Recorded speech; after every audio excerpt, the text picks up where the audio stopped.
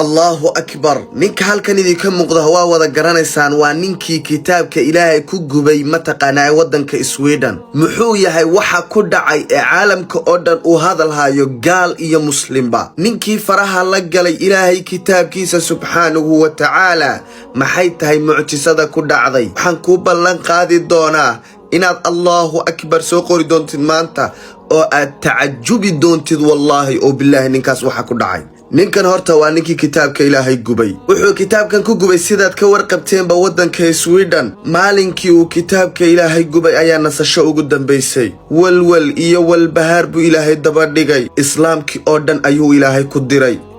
mataqaanaa qof kasta oo islaam ah oo qurba ku nooli ninkaas wuxuu lahaa Ilaahu aragti igu tusuun yani qof kasto islaami wuxuu rabay ninka inuu dilo dawladii mataqaanaa Sweden ninkaas ciidan ayay daba dhigtay waa ilaalisay waa xafiday sababtoo ah wuxuu sameeyay wax ay rabeen oo kitaabkii islaamka ayuu mataqaanaa gubayay Norway buu hadana u soo wareegay sidaas leeg dawladda Norway waa ilaalinaysay ninkaas meel kasta oo marana ciidan baa ninka daba socday maalinkii shalay toola ahayd Ilaahay subhanahu wa ta'ala qofka uu maago inuu wax u geysto wallahi kumanan ciidan haday xataa ku ilaalinayaan dhulka hoostiisa lagaga soo baxaya maalinkii shalay toola ahayd waxa loogu galay gurigiisa isagoo baktiyay balkaalayo garo cid dishay baaritaana badan oo lagu sameeyay wax allaalan wax uu qaba ninkaasi ma jirto hal mar uun baa lagu soo booday naftina waa ka baxday isagoo ninka dhalinyarada ah kitaabkii Ilaahay buu faraha la galay kaasoo uu Ilaahay dhahay inna nahnu nazzalna adh-dhikra wa inna lahu lahaafidun annaga soo dejisana kitaabkan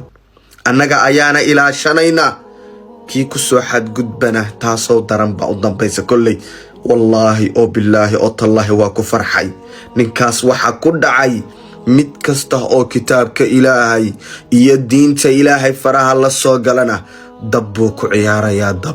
dab wax ka daranna waa ku ciyaaraya aakhirana naar ba u taala la'natullahi alayhi maantana qabri ayuu gelayaa war sida ariga mataqaanaa iyo neefafka ayuu qurmay meel looga imaaday balkaalayo garo ninkii la ilaalinayay ee wax kasta la siinayay maalinkii uu kitaabka Ilaahay gubay ayaa nolol farxad la ugu dambeysay qof kasta oo shacaa'irta islaamka ku ciyaarana taas iyo wax ka daran baa u dambeyn doonta insha Allah kitaabkanna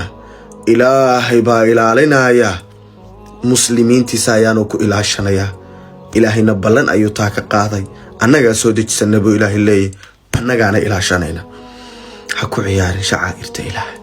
dabbaad qacmaha la galaysaan kuwa kutubta Ilaahay caayayo salaamu calaykum kulligin Allahu akbar saqara